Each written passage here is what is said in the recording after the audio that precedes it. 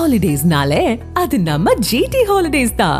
GT Holidays, South India's #1 travel brand. You know you are special when you're with GT Holidays. மாநில அந்தஸ்து கோரி லடாக்கில் நடைபெற்ற போராட்டம் கலவரமாக மாறிய நிலையில் 4 பேர் உயிரிழந்தனர், 50க்கும் மேற்பட்டோர் படுகாயமடைந்தனர்.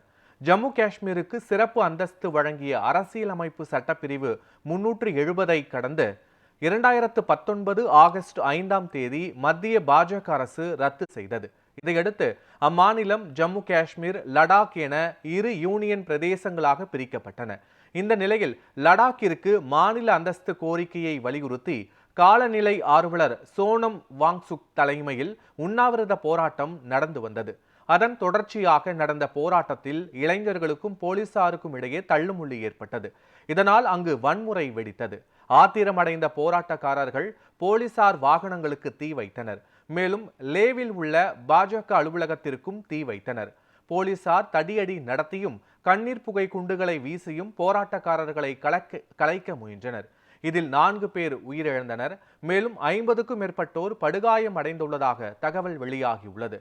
வன்முறையை கட்டுப்படுத்த போலீசார் தீவிர நடவடிக்கைகளை எடுத்து வருகின்றனர்.